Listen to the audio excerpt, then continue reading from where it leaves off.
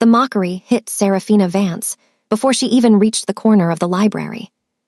"Look at her, still trying to blend in like she isn't a broken doll." A group of men sneered from the sidewalk, their eyes tracing the jagged, healed scar that swept across her cheek and down toward her jawline. Serafina clutched her shoulder bag tighter, her knuckles turning white as she kept her gaze fixed on the pavement. She was 25, a woman who had once been the golden child of her family, but now she was just a ghost in a gray zip-up hoodie. "Ain't no man ever going to choose you, not with that face," one of them barked, his laughter echoed by the others. Their words were a stinging reminder of the three men who had already proven him right: the fiancé who left in shame, the suitor who fled at their engagement, and the childhood friend who turned cold the moment he saw her skin.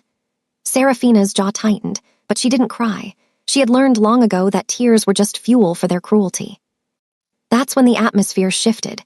A sleek, black-armored SUV rolled to a silent stop at the intersection, its engine purring with the quiet threat of a predator.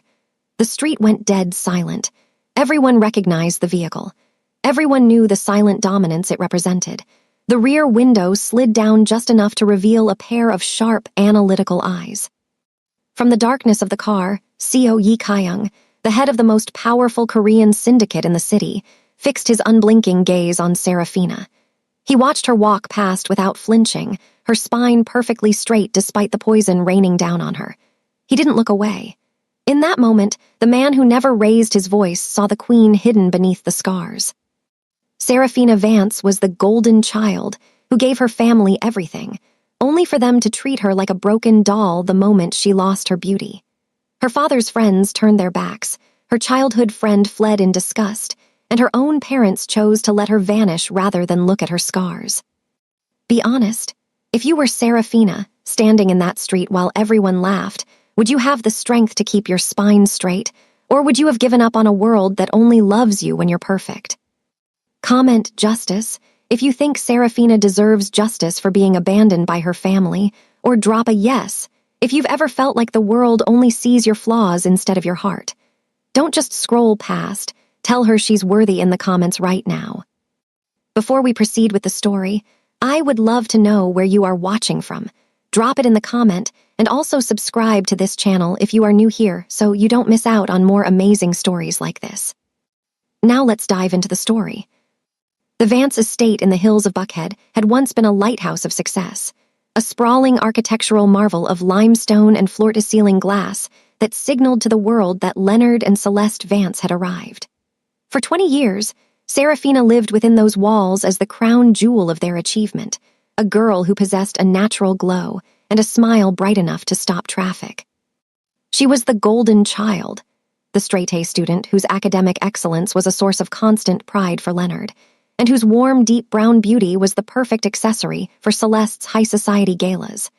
In those years, the air in the Vance home smelled of expensive jasmine and success, a happy family living a life that appeared to be a modern masterpiece of stability and love. Serafina's world was one of effortless momentum. She navigated her university years with the same outstanding academic success that had defined her childhood, already looking toward a future of limitless possibilities. At 19, she had been engaged to her dad's friend's son, a young man named Julian whose family pedigree matched her own. Julian would look at her with a mix of adoration and possession, promising her a life of elite parties and mutual protection. To Leonard and Celeste, the union was a business deal of the highest order, a strategic alliance that would cement the Vance legacy for another generation. Serafina, in her vulnerable elegance, believed she was loved for who she was, never realizing her value in her father's eyes was tied entirely to her perfect face and her ability to be the best. Everything changed on a Tuesday evening that would haunt her for the rest of her life. She had been in the kitchen, humming a song as she prepared a meal for her parents and her younger sister, Alara. Serafina was full of energy and vibes, her spine straight as she reached for the dial on the commercial-grade stove.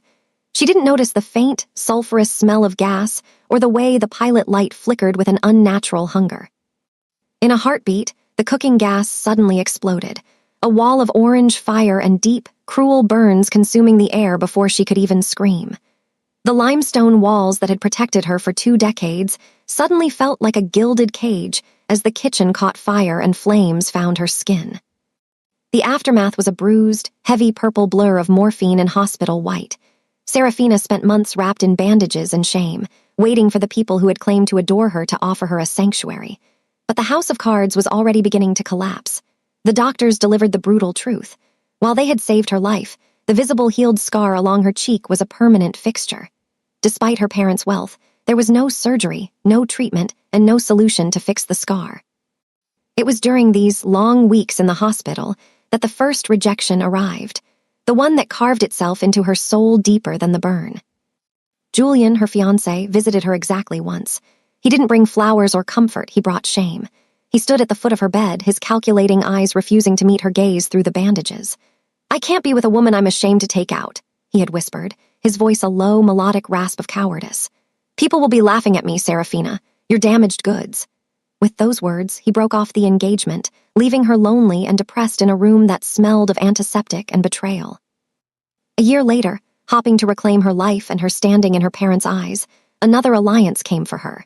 This was a strategic campaign orchestrated by Leonard, a business partner's son who had seen photos of the golden child before the fire. But on the day of their formal introduction, the illusion of fragility was shattered. The man walked into the Vance drawing room, saw the textured and raw reality of her face, and broke up the engagement before the first course was served. He didn't even stay for tea. He simply turned and walked away, leaving Serafina to face her parents, frozen smiles, and the strained respect of a family that was beginning to see her as a liability. The third rejection, however, was the one that truly hollowed her out. Marcus had been her childhood friend, the boy who had liked her when they were small and had spent years traveling out of the country. He returned to Atlanta with dreams of the beautiful girl he remembered, a luminous presence whose smile had been bright enough to stop traffic.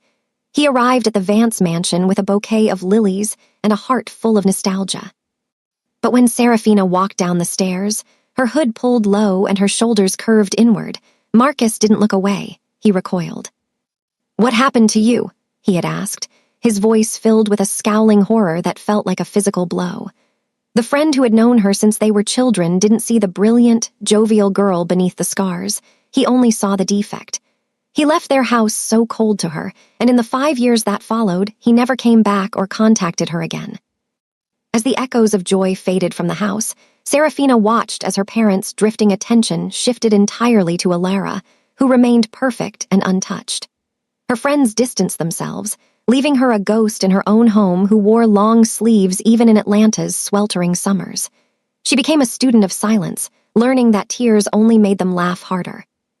By the age of 25, the golden child had fallen so far that she was invisible, a broken doll waiting for a world that had already decided she wasn't worth the effort of a second glance. The transition from the humiliation of the Atlanta streets to the clinical, expensive silence of Seo Yikayung's estate felt like stepping into another dimension. For 5 years, Serafina Vance had occupied the smallest spaces possible, a ghost in her own home who moved with a withdrawn posture and shoulders curved inward.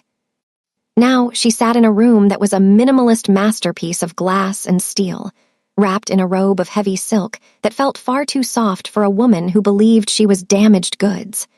Through the floor-to-ceiling windows, the city of Atlanta looked like a beautiful, untouchable diorama. But inside the fortress, the only sound was the rhythmic, steady hum of a high-tech kingdom under total surveillance. Seo Yikayung did not hover. He occupied the space with a silent dominance and disciplined restraint that made her feel seen without being scrutinized. He had ordered her clothes changed and a nice meal prepared, treating her with a calculating calm that was entirely foreign to a woman used to cruel cackles and scowling horror. On the third night of her stay, Yikayung sat across from her in his private study, a room that smelled of leather and old paper, and asked the question that had been lingering in the air like a heavy, expensive weight. "Tell me," he said, his voice a low, melodic rasp that vibrated with controlled authority. "How does a woman with your spine straight and outstanding academic success end up being mocked by cowards on a sidewalk?" Serafina looked down at her hands, her fingers tracing the visible healed scar along her cheek that had become her only identity. The emotional heaviness she had carried for half a decade finally began to spill over into words. She narrated the brutal truth of her abandonment, beginning with the night of the cooking gas explosion, and the deep, cruel burns that had stripped away her natural glow. She spoke of Julian, her fiancé, who had broken off the engagement because he was ashamed to take her out, and the subsequent suitors who had treated her like a broken doll. It wasn't just the men, she whispered, her voice barely a whisper as she reached the part that hurt the most. My family, they stayed for the golden child, but they didn't want the girl who survived. After the third rejection, my parents, Leonard and Celeste, started drifting their attention away from me entirely. They focused everything on Alara, who was still perfect. She described how she became invisible in her own house, watching as her friends distanced themselves, leaving her, lonely and depressed, in the small attic room to which she had been banished. My mother once told me I should be grateful I've got a roof over my head, as if I were a stray dog they were forced to feed. Yi Kyung listened with obsidian eyes that remained intense and unblinking, his expression a shadow of a monster that was starting to look like a sanctuary. He didn't offer pitying platitudes. He offered a precision that left no fingerprints on her heart. As she spoke, he was processing a systematic manipulation that ignited something unfamiliar in his chest. He saw a woman who had been hollowed out by the gilded lies of her family, yet her core of steel remained unbroken. They didn't just abandon you, Serafina, he murmured, his sharp, observant gaze catching the flicker of resilience mixed with hurt in her eyes. They erased you from your own life because you were a reminder of a failure they couldn't fix with wealth. The week continued in a strange, heavy silence. Yi Kyung monitored the news and his total surveillance networks with clinical precision. He waited for the alarm to be raised, for the missing person report to hit the wires, for a single, frantic phone call from Leonard or Celeste Vance.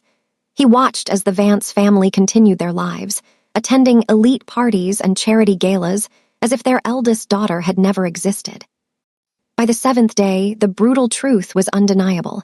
The Vances hadn't called the police. They hadn't called the hospitals. They had simply moved on to their favorite daughter, Alara. On the final morning of the silent week, Yi Kyung found Serafina in the conservatory, her shoulders slightly curved inward as she looked out at the city. He stood beside her, his commanding yet controlled presence acting as her ultimate shield. It has been 7 days, he said, the words falling like stones into still water. I have monitored the news and searched every legitimate front in this city. Your family has not raised an alarm. They have not reported you missing. To them, you have already been erased. Serafina's tired, emotional heaviness seemed to deepen, her lips gently pressed together as if holding back tears. I told you, she said softly. My family doesn't care if I die or live. To them, I am just damaged goods that they finally lost. A fierce, blazing pride and a possessive satisfaction flickered in Yi Kyung's gaze, but it was overshadowed by a lethal chill. The scowling horror he felt for the Vance family was a knot that tightened in his stomach. He turned to face her fully, his hands in his pockets and his stance perfectly planted. It is not possible for a woman like you to be discarded and forgotten, Yi Kyung vowed, his voice a low rumble of silent dominance. If they will not value you for your academic excellence and your unyielding defiance, then I will make the world see beyond your scars and value you for who you are. He stepped closer, his unmistakably powerful aura wrapping around her like a vow of silk and ink. You think you are invisible, Serafina, but I see you. I see the golden child they tried to bury and the queen they are too blind to recognize. I will polish and transform you until the people who mocked you whisper in horror at the power you command. As the sun set over the clifftop fortress, casting the room in shades of amber and rose, Serafina looked at the Mafia boss and realized her 3-year winter was over. She was no longer a terrified hostage of her family's gilded lies. She was a student of power who had just been given the syllabus to her own resurrection. Yi Kyung didn't want a victim. He wanted a partner who could rule his kingdom at his side. And for the first time in 5 years, Serafina Vance felt her natural glow begin to flicker back to life. The transformation did not begin with a needle or a surgeon's blade, but with a massive, black-bound folder that CO Yi Kyung placed on the obsidian desk of his study. It was what he called the Syllabus of Power, a comprehensive blueprint designed to dismantle the 5 years of psychological erosion Serafina had suffered at the hands of the Vance family. Yi Kyung stood by the floor-to-ceiling windows of his clifftop fortress, his athletic frame silhouetted against the Atlanta skyline as he watched her. He saw the way she still tried to make herself small, her withdrawn posture and curved shoulders a physical manifestation of a woman who had been told she was damaged goods. He was a man of disciplined restraint, but the lethal chill in his gaze whenever he thought of her family's neglect was a silent promise of the storm to come. "You have lived as a ghost for too long, Serafina," he said, his voice a low, melodic rasp that carried the weight of absolute authority. "The world only mocks what it believes is weak. My task is to ensure they never see you as weak again." He didn't offer her a choice. He offered her an evolution. The syllabus was not merely about appearances, though Yi Kyung spared no expense in polishing her image. He brought in the most exclusive tailors and stylists who treated her warm, deep brown skin and noticeable scar with a professional reverence she hadn't felt in half a decade. They didn't try to hide the scar with heavy makeup. Instead, they chose fabrics and colors, deep emeralds, midnight blues, and rich ambers. That made the natural glow of her skin and the defined cheekbones of her face the focus of her vulnerable elegance. However, the core of the syllabus was intellectual and strategic dominance. Yi Kyung knew that her outstanding academic success was her true core of steel. He forced her into high-level briefings regarding his legitimate tech ventures and real estate acquisitions, making her analyze market trends and spot financial irregularities in the deeds of rival companies. He challenged her almond-shaped eyes to look at the world with the same calculating calm that he used. At first, Serafina's lips were gently pressed together in hesitation, the emotional heaviness of her past dragging at her heels. But under Yi Kyung's patient and assessing gaze, she began to find her voice again. The first real test came 3 weeks into her residency. Yi Kyung informed her they would be attending a private tech summit at a midtown event center, a modern masterpiece of glass and steel filled with the city's most commanding elite. As they stepped out of the sleek, armored black sedan, Serafina felt the familiar heart-pounding of a woman expecting cruel cackles. She wore a sleeveless, structural gown that left her neck and shoulders bare, the scar along her cheek and jawline fully visible to the room. As they entered the hall, the atmosphere shifted instantly. The whole block went quiet as Yi Kyung's presence moved through the crowd like a sleeping predator. He kept his hand firmly on the small of her back, a vow of silk and ink that signaled to every person in the room that she was under his total surveillance and absolute protection. When a wealthy socialite, a former church circle acquaintance of her mother, began to whisper behind a manicured hand, Yi Kyung didn't raise his voice. He simply stopped, turned his sharp, analytical gaze on the woman, and waited in a terrible silence that made the air grow cold. The woman's scowling face immediately melted into polite confusion, and then shadow of a monster terror. She stammered an apology and retreated into the crowd.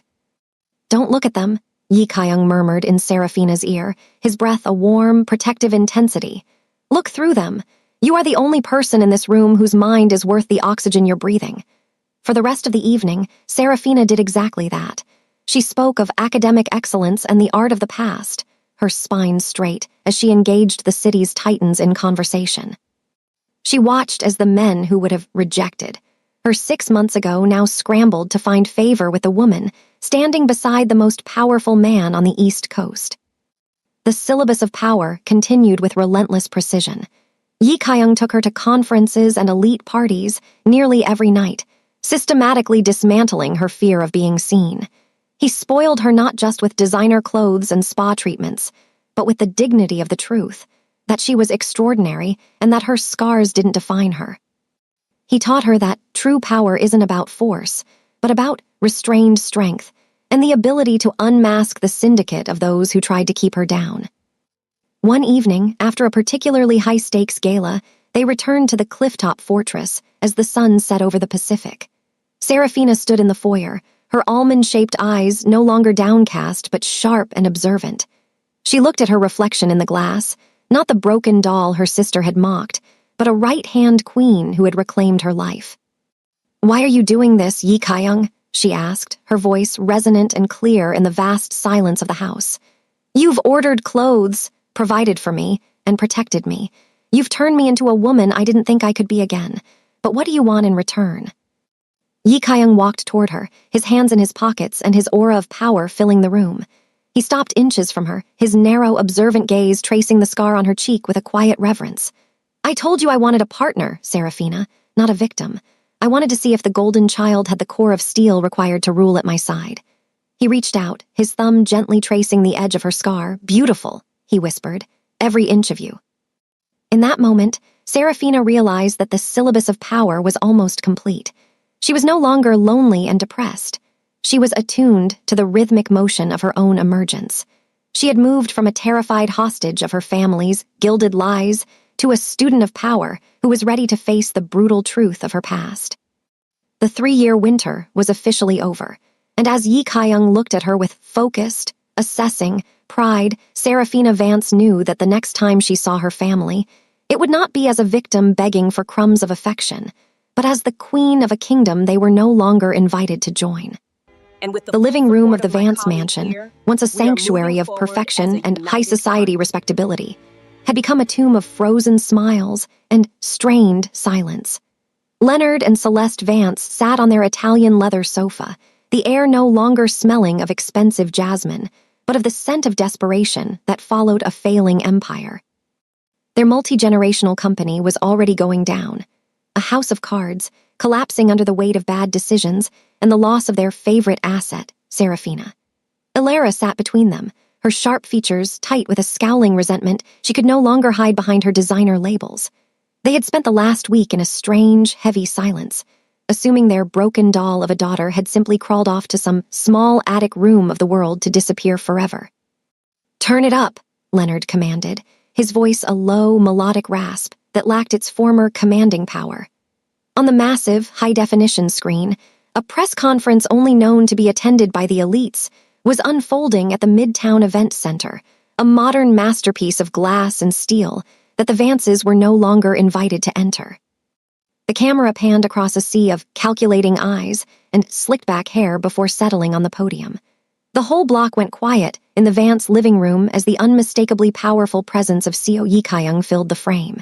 He stood with a controlled authority, his athletic, broad-shouldered frame draped in a suit that whispered of absolute dominance. But it wasn't the Korean Mafia boss who made Celeste gasp and drop her crystal flute. Stepping into the light beside him was a woman who moved with a practiced grace and a spine perfectly straight. She wore a gown of midnight blue silk that hugged her slim, average-height build, her warm, deep brown skin glowing under the professional lighting. Her shoulder-length dark brown hair was parted slightly to one side with natural volume, framing a face that was no longer withdrawn or hidden low under a hood. The visible healed scar along her cheek was there, noticeable and textured, but she didn't tweak the fabric lower to hide it. Instead, she wore it like a medal of honor, her almond-shaped eyes fixed on the room with a calculating calm that made her look extraordinary. "Is that Serafina?" Celeste whispered, her lips gently pressed together as if she were seeing a ghost. It was the golden child, but transformed into something infinitely more complex and dangerous. Gone was the tired, emotional heaviness, and the shoulders curved inward. In her place stood a right-hand queen who was being introduced as the new lead strategist for Yi Kaiyang's legitimate tech ventures and real estate acquisitions. As Serafina began to speak, her voice was resonant and clear, lacking the vulnerable elegance of a victim and carrying the steel core of a woman who had reclaimed her life. "She looks powerful," Leonard muttered, his white-knuckled grip on his drink revealing his shock. He watched as his daughter systematically dismantled a journalist's question about market volatility with the same academic excellence that had once made her his favorite. He saw the way the most commanding men in the city deferred to her instinctively, their strained respect a testament to the dominance and grace she now wielded. Ilara's sharp features twisted into a mask of pure, unadulterated heat and fury. "How is this possible?" she shrieked, her voice shrill and careless. "We left her with nothing. She was damaged goods. How did she meet him?" She watched as Seo Yi Kaiyang leaned in, his dark, narrow, observant gaze fixed on Serafina with a quiet reverence and possessive satisfaction that signaled to the entire country she was his partner, not his merchandise. The irony was a physical blow to the Vances. They had discarded Serafina because they believed her imperfect face would embarrass the family and make people laugh. Now they were watching her attain such power, wealth, and dominance that their own house of cards looked like a slum road in comparison. They saw the detailed tattoos on Yi Kaiyung's hand as he briefly touched Serafina's arm, a vow of silk and ink that promised total surveillance and protection to anyone who dared to mock or laugh at her again. "We have to reclaim her," Leonard said, his calculating eyes already searching for a strategic alliance to save his failing business. "If she has his ear, she can save the company. We are her family, her sanctuary. She'll be grateful to come home once we explain ourselves." He spoke with a polite finality, already planning how to manipulate her honesty virtue once more. But as the press conference ended, the camera caught one last glimpse of Serafina. She looked directly into the lens, her dark brown eyes holding a restrained strength that suggested she knew exactly who was watching from the shadows of the Vance mansion. There was no longing in her expression, no vulnerable hope for a happy family reunion. There was only the unreadable coldness of a student of power who had learned the brutal truth about the people who had abandoned her. "She won't answer," Elara whispered, her scowling horror deepening as she realized her sister was no longer a terrified hostage of their gilded lies. "She's erased us just like we erased her." In the overwhelming silence that followed, the Vances realized that the daughter they abandoned had not just survived. She had emerged as a queen of a kingdom they were no longer invited to join. The echoes of joy from their past were gone, replaced by the rhythmic motion of a lethal reckoning that was only just beginning. The penthouse of Co Yi Kaiyung's glass fortress was a sanctuary of controlled authority and minimalist silence, a far cry from the suffocating, jasmine-scented tension of the Vance mansion. Serafina sat at a polished obsidian desk, her shoulder-length dark brown hair falling forward as she reviewed the financial irregularities of several local holding companies. The natural glow of her skin was highlighted by the afternoon sun, and the healed scar along her cheek caught the light, no longer a mark of shame, but a testament to her core of steel. Beside her, her personal smartphone lay face down, its screen lighting up with relentless, feverish frequency. Leonard Vance had been calling for 3 days. Celeste had sent a dozen shrill and falsely sweet messages, and even Elara had attempted to reach out with sharp-edged apologies. Serafina watched the device vibrate against the stone surface with a calculating calm. For 5 years, she had been a ghost in her own home, a terrified hostage who would have jumped at the slightest crumb of their attention. Now, as their own house of cards began to collapse, she was the only financial solution they had left. With a steady hand and a practiced grace, Serafina picked up the phone, her lips gently pressed together, and began to block every access they had to her life. The silence that followed was resonant and heavy. Yi Kaiyung entered the room with his commanding yet controlled presence, his slicked-back hair and perfectly tailored black suit projecting an aura of absolute dominance. He stopped behind her, his narrow, observant gaze falling on the discarded phone. He didn't need to ask who had been calling. His total surveillance and resourceful network had already informed him that the Vance Company's credit lines were drying up and their bank accounts were being frozen by creditors. "They are desperate, Serafina," Yi Kaiyung murmured, his voice a low, melodic rasp of protective intensity. "Leonard is trying to leverage your academic excellence to secure a bailout from my competitors. They think of you as merchandise they can still trade." Serafina stood and turned to face him, her spine perfectly straight, and her almond-shaped eyes holding a restrained strength. "They don't want their daughter back, Yi Kaiyung. They want the golden child who can fix their balance sheets. They want to manipulate my loyalty one last time because they are drowning in debt." She felt a fierce, blazing pride in her own refusal to be their sanctuary after they had offered her none when she was lonely and depressed. "I will not be their pity project or their savior," she continued, her voice resonant and clear. "I am a right-hand queen now, not an unpaid servant." Yi Kaiyung's calculated and patient expression softened into one of profound, fierce pride. He reached out, his hand marked by detailed tattoos that spoke of a dangerous history, gently cupping her face. "You are extraordinary, Serafina. You have reclaimed your life from people who tried to erase you." He moved closer, his athletic, broad-shouldered frame providing a shield against the poison of her past. "Let their company crumble. Let the rumor mill destroy their social standing. You owe them nothing but the brutal truth of their own failure." Throughout the week, the glass fortress became a command center for Serafina's new reality. while the Vances dealt with intentional infliction of emotional distress and fraud investigations. Serafina focused on her talents and talented strategic maneuvers within Yi Kaiyung's legitimate enterprises. She was no longer withdrawn posture.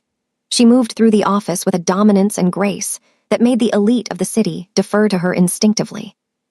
She watched from her high-tech monitors as her family's invitations dried up, and their designer gowns were sold to pay legal fees. She saw the scowling horror on Alara's face in a tabloid photo, a sharp-featured woman who was finally realizing that tears only made people laugh harder when you were the one at the bottom. Serafina felt a satisfying relief, but it was tempered by the emotional heaviness of knowing the brutal truth of their character. "They're trapped," Serafina noted one evening as she and Yi Kaiyung looked out at the city lights. "They think I'm cruel for ignoring them, but they forget the 3-year winter where they left me in an attic room to rot." Yi Kaiyung turned her to face him, his dark brown eyes reflecting the sharp intensity of the stars. "They are calculating their next move, Serafina. A predatory family like yours doesn't stop just because they've been blocked. They will try to manhandle your will or harm you to get what they want." He spoke with the disciplined restraint of a man who knew danger was always lurking in the shadows. "But you are not alone anymore. You are with me, and I do not forgive those who cross what is mine." Serafina leaned her head against his athletic, lean frame, feeling the steady, strong heartbeat of a man who really saw her. She was no longer a broken doll waiting to be chosen. She was a woman who had chosen herself and found a king who recognized her core of steel. As she watched the final desperate call from her father go straight to her blocked list, she realized that the golden child was dead, and the queen was finally ready to rule. The gilded lies of the Vance family could no longer reach her within the glass fortress of her new life. The Atlanta sky was bruising into a deep, heavy purple as Serafina stepped out of the minimalist masterpiece of the downtown research library, her shoulder-length dark brown hair catching the dying light. For the first time in 5 years, she walked with a spine perfectly straight, her almond-shaped eyes, no longer fixed on the pavement in shame, but observing the world with the calculating calm Yi Kaiyung had instilled in her.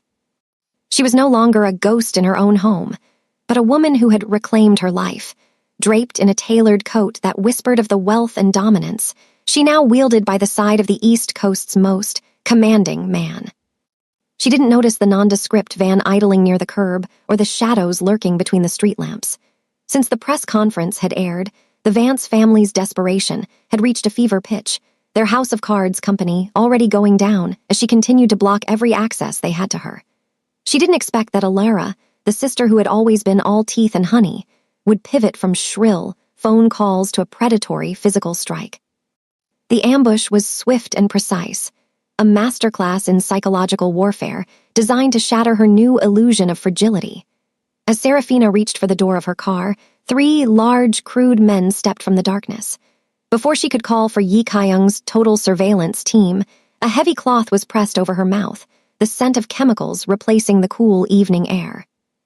Her heart pounded against her ribs, not with the vulnerable elegance of the girl she used to be, but with the restrained strength of a woman who knew that tears only made them laugh harder. When Serafina finally blinked her eyes open, the world was a shadowy, cold warehouse smelling of grease and old iron. She was bound and alone, her hands tied tightly behind her back against a rusted metal chair. The emotional heaviness of the situation threatened to hollow her out once more, but she forced her jaw to tighten, her core of steel refusing to break. She was a student of power now, and power meant finding the safety component in a room full of danger.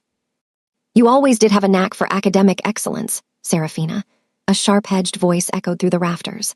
Alara stepped into the flickering light, her sharp features twisted into a mask of pure, unadulterated fury. She looked at Serafina's noticeable scar with a scowling horror that had matured into lethal jealousy. "But you were always so naive. You actually thought a Korean Mafia boss saw you as an equal. You're just damaged goods he's using to mock us." Serafina didn't flinch or cry.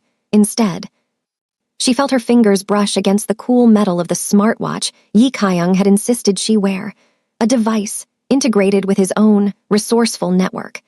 With a calculated movement, hiding her hands in the shadows of her bound wrists, she struggled to find the small, tactile button. She needed to unmask the syndicate of her own family's lies once and for all. "Why, Alara?" Serafina asked, her voice resonant and clear, lacking any vulnerable tremor. Our company is failing. Our parents are drowning in debt. You could have asked for help, but you chose kidnapping. Why do you hate me this much? Ilara laughed, a cruel cackle that filled the overwhelming silence of the warehouse. Ask for help from the golden child who stole every favorite glance from our parents for 20 years. I didn't want your help, Serafina. I wanted you erased from the start. Ilara paced around the chair, her calculating eyes gleaming with a predatory light. You think the cooking gas explosion was just a tragic incident. You were always so full of energy in that kitchen, humming your little songs. It was so easy to tamper with the grease trap and remove the safety component while you were busy being outstanding. A lethal chill settled in Serafina's chest as the brutal truth finally emerged. She felt her finger finally click the button on the watch, the small vibration against her skin signaling that the recording had begun.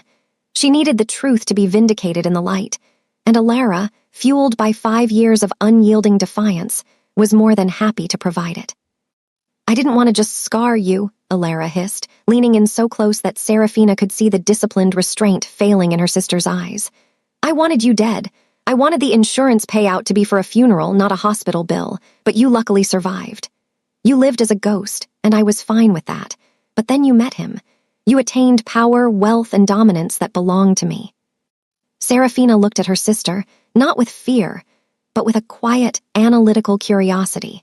She realized that the 3-year winter of her life had been orchestrated by the very person she had tried to protect in the flames. The gilded lies were finally stripping away, revealing a monster far more dangerous than any mafia boss. You deliberately harmed me, Serafina stated, her voice a low, melodic rasp of unwavering honesty. You watched me wrapped in bandages and banished to an attic room, knowing you were the one who orchestrated the fire. And our parents, they took part in this servitude just to collect nearly $200,000. They knew enough to stay quiet and drift their attention to the daughter who wasn't a liability. Ilara smirked, her aura, one of absolute dominance over her bound sister. And now, you won't come out of this location alive. I'll make sure this accident actually works this time. Serafina felt the weight of the moment pressing down, but she also felt a possessive satisfaction. The recording was capturing every textured detail of the injustice. Somewhere in the city, she knew Yi Kaiyung's total surveillance team had already alerted him to the danger. He was already coming for her with a fierce, blazing pride and a lethal intent. You're wrong about one thing, Ilara, Serafina said, her almond-shaped eyes flashing with a core of steel. I'm not a broken doll anymore, and unlike you, I never had to manipulate someone to love me. I am a queen, and you're just a household worker of your own jealousy. As Ilara raised her hand to manhandle her sister's defiance, the engines purring like sleeping predators echoed outside the warehouse. The black SUVs had arrived, and Serafina knew that the dawn after the war was finally about to break. The confession was safe, and the right-hand queen was no longer invisible. The warehouse air was thick with the scent of chemicals, and the cruel cackles of a sister who believed she had finally erased Serafina from existence. Ilara stood over the bound chair, her sharp features twisted into a predatory mask of triumph as she finished detailing the systematic manipulation of the kitchen explosion. She had admitted to every lethal detail, from the tampered grease trap to the insurance payout that Leonard and Celeste had used to maintain their gilded lies. Serafina sat in the overwhelming silence, her hands tied tightly, but her spine remained perfectly straight. Beneath the emotional heaviness of the betrayal, she felt a possessive satisfaction knowing her smartwatch had captured every textured word of the brutal truth. You were always the favorite, Serafina, Ilara hissed, her voice shrill with years of unyielding defiance toward her sister's academic excellence. But now, you're just damaged goods in a room no one will ever find. I'll make sure the world remembers you as a broken doll who finally gave up. Ilara raised a hand, her calculating eyes gleaming with the intent to manhandle her sister one last time, but the strike never landed. The heavy iron doors of the warehouse didn't just open. They were systematically dismantled, as a sleek, black-armored SUV slammed through the entrance, the engines purring like sleeping predators, even as they screeched to a halt. The whole block went quiet in the surrounding industrial district as a dozen men in perfectly tailored black suits spilled into the shadowy, cold space with disciplined restraint and commanding precision. Seo Yi Kaiyang stepped from the middle vehicle, his slicked-back hair and sharp jawline illuminated by the harsh glare of the high beams. He moved with a silent dominance that made the crude thugs Alara had hired freeze in shadow of a monster terror. His dark, narrow, observant gaze swept the room until it landed on Serafina, bound and withdrawn in the center of the filth. The protective intensity that radiated from him was a physical blow to everyone in the room, a lethal chill that suggested he had absolute lack of mercy toward anyone who crossed him. "Yi Kaiyang," Serafina whispered, her almond-shaped eyes finding his obsidian gaze across the distance. She saw the fierce, blazing pride in his expression when he realized she was still unbroken, but it was quickly replaced by a calculated and patient fury. Yi Kaiyang didn't speak to Alara. He didn't even acknowledge the sharp-featured woman who was now shrill with a new kind of panic. He walked directly toward Serafina, his polished black dress shoes clicking against the concrete with a polite finality. One of the thugs, fueled by a desperate bravado, lunged forward with a knot of a knife, but Yi Kaiyang's right-hand man intercepted him with a precision that left no fingerprints, neutralizing the threat before a single cackle could be uttered.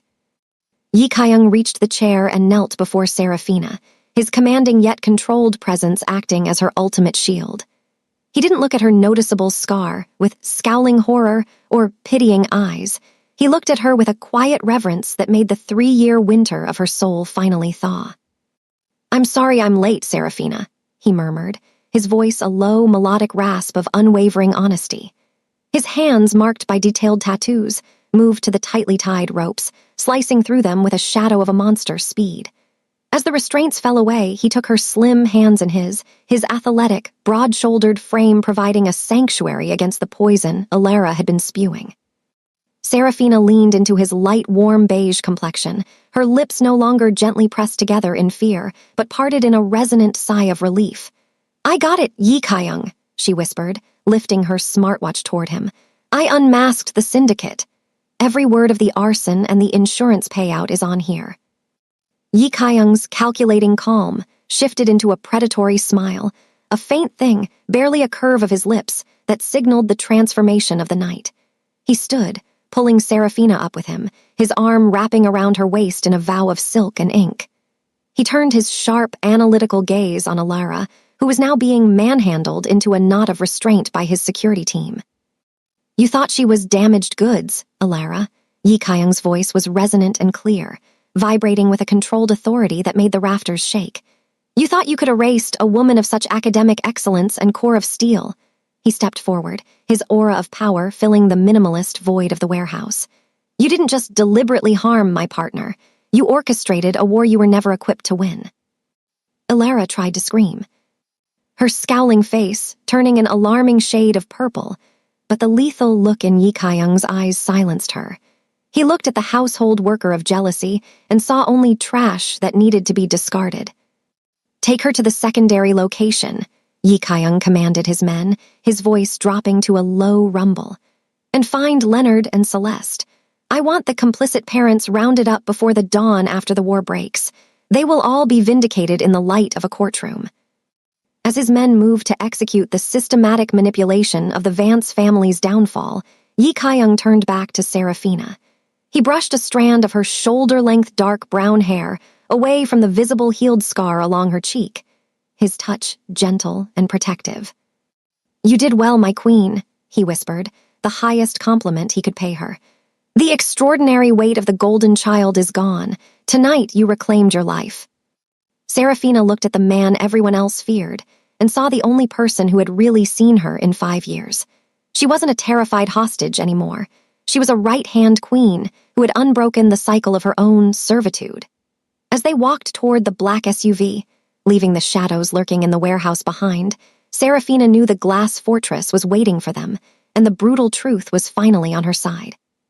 The minimalist masterpiece of the city's central courthouse felt like a cold, glass and steel tomb as the final act of the Vance family's systematic manipulation began to unfold. The air was thick with the scent of desperation and the strained respect of a public that had once worshipped Leonard and Celeste Vance, but now watched their house of cards collapse in real time. Leonard and Celeste sat at the defense table, their sharp features haggard and white-knuckled, as they realized that the gilded lies they had lived by for 5 years were no longer a sanctuary. Beside them sat Alara, her scowling horror now a permanent mask of pure, unadulterated fury, as she realized her predatory plan had finally been unmasked.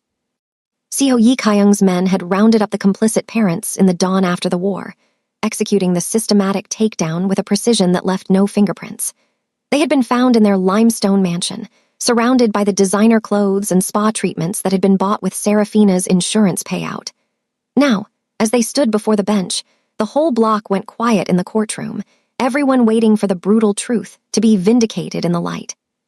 Serafina Vance sat in the front row, her spine perfectly straight, and her almond-shaped eyes holding a restrained strength that commanded the room. She was no longer the terrified hostage of her own shame. She was a right-hand queen, draped in a charcoal wool suit that emphasized her natural glow and the visible healed scar along her cheek. Yi Kyung sat beside her, his commanding yet controlled presence acting as her ultimate shield. His dark, narrow, observant gaze fixed on the people who had tried to erase her. The prosecution's masterclass in psychological warfare began when the judge allowed the recording from Serafina's smartwatch to be admitted as evidence. As the resonant and clear audio began to play through the courtroom speakers, the overwhelming silence was broken by Alara's cruel cackle from the night of the ambush.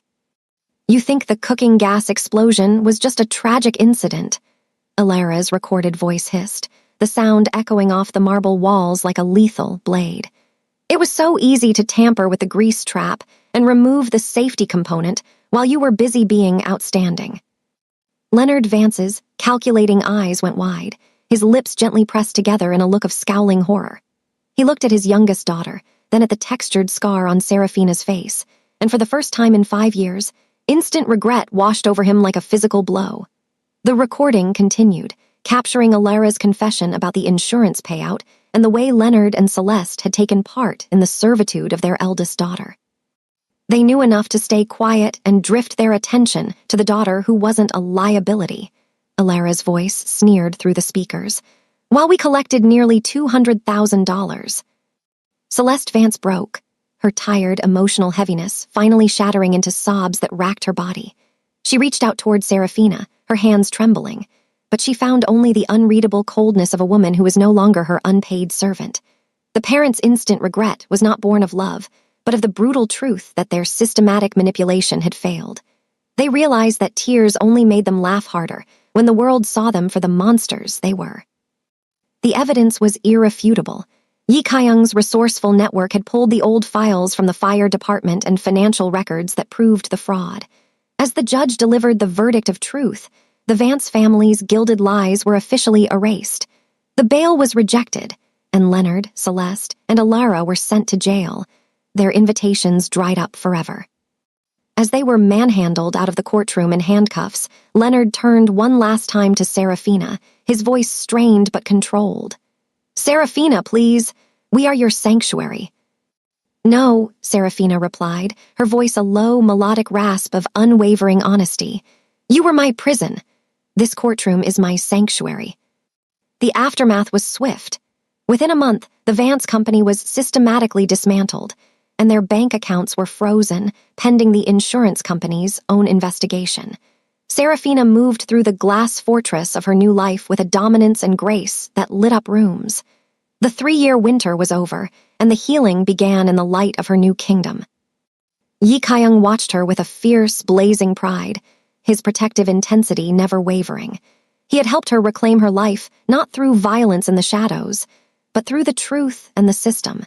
He saw the extraordinary woman she had become, a right-hand queen who had unbroken the cycle of her own damage. "It is finished, Serafina," he said one evening as they stood on the balcony of his penthouse, the dawn after the war finally breaking over the city. "They can never harm or mock you again. You are vindicated in the light." Serafina leaned into his athletic, broad-shouldered frame, her hand finding his in a vow of silk and ink. She looked at her reflection in the glass and saw someone worthy of love, scars and all. The golden child was a memory, but the queen was a permanent reality. She had overcome the impossible, and as she looked at the man who had really seen her, she knew that the best chapter was only just beginning. The resolution of the court case had left a vacuum of overwhelming silence, where the Vance family's cruel cackles had once echoed. For Serafina, the 3-year winter of her isolation had finally thawed, replaced by a calculated and patient sense of peace that radiated from her very core. She was no longer a ghost in her own home, or a terrified hostage of her own shame. She had reclaimed her life with a dominance and grace that even the most commanding elites of Atlanta could not ignore. Within the minimalist masterpiece of Yi Kaiyung's clifftop fortress, Serafina had moved from being a student of power to its most extraordinary practitioner. She managed his legitimate tech ventures with a precision that left no fingerprints. Her academic excellence finally being used to build a kingdom rather than to maintain her father's gilded lies. One evening, as the sunset painted the sky in shades of amber and rose, Yi Kaiyung invited her to the rooftop garden, a modern masterpiece of glass and steel that overlooked the city they now ruled together. Yi Kaiyung stood by the edge of the glass railing, his perfectly tailored black suit sharp against the fading light and his slicked-back hair catching the last glints of gold. He was a man of disciplined restraint and silent dominance, a dangerous man who never raises his voice because he doesn't need to. But as Serafina approached, her spine perfectly straight and her natural glow amplified by the twilight, his dark, narrow, observant gaze softened into something raw and vulnerable. "You have overcome the impossible, Serafina," he said, his voice a low, melodic rasp of unwavering honesty. He turned to face her fully, his athletic, lean frame silhouetted against the skyline. "I have watched you systematically dismantle the fear that once held you captive. I have seen you stand unbroken while the people who deliberately harmed you face their own brutal truth." He walked toward her, his hands in his pockets, until he reached her side, where he took her slim hand in his. "I told you I wanted a partner, not a broken doll to protect. I wanted a queen who could rule this kingdom with me." Slowly, Yi Kaiyung sank to one knee, a gesture of controlled authority and profound reverence. He produced a ring, not a strategic alliance of commercial gold, but a massive diamond set in platinum that looked like a shield of light. "Serafina Vance, you are beautiful in every textured inch of your soul. I love you. Will you marry me and rule along with me as my syndicate queen?" The tears she'd held back for years finally fell, but they were not tears of shame or vulnerability. They were tears of wholeness, belonging, and home. "Yes," she whispered, her voice resonant and clear. "I will." As he slid the ring onto her finger, she felt her worth finally vindicated in the light. The wedding was a massive ceremony that defined the new elite, a spectacle of power, wealth, and dominance that the city would talk about for decades. It was held in a secluded garden of Yi Kaiyung's choosing, with fairy lights strung through the trees and flowers spilling from every surface. The guest list was a who's who of the East Coast's most powerful, a gathering of people who deferred to them instinctively as they arrived in a convoy of black SUVs. Serafina wore white, her shoulder-length dark brown hair, softly wavy and parted slightly to one side. For the first time, she left her neck and shoulders bare, the visible healed scar along her cheek fully exposed. She didn't tweak the fabric lower or try to hide behind a hood. She walked toward Yi Kaiyung with her shoulders slightly curved inward no longer. She moved with unyielding defiance and practiced grace. As she reached the altar, she looked at the man who had really seen her when everyone else had looked away. Their vows were private for each other only, a vow of silk and ink that promised mutual protection and a permanent alliance.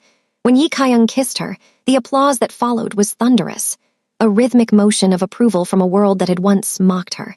The aftermath of their union was the creation of a new empire, one built on truth rather than the gilded lies of her past. Years passed, and Serafina became the right-hand queen of the Quan Syndicate, ruling by Yi Kaiyung's side as a strategic equal.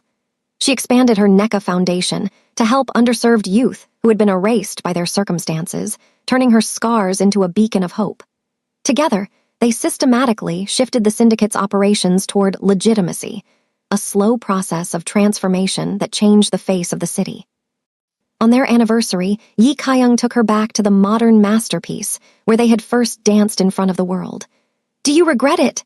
Serafina asked, her almond-shaped eyes tracing his sharp jawline as they swayed together. Choosing the woman everyone said no one would want. Yi Kaiyung pulled her close, his athletic, broad-shouldered frame a fortress around her. "I regret nothing," he said, his dark brown eyes holding the same quiet intensity as the day he found her outside the library. "Except that I didn't find you sooner." Serafina smiled, the kind of smile that lit up rooms. She thought about the broken doll she had once been and the queen she was now. She thought about the scars that had once been her shame, but were now her crown. She realized that true love sees beyond the surface, and that her story isn't over. The best chapter was indeed just beginning, and she would rule it with the man everyone else feared by her side.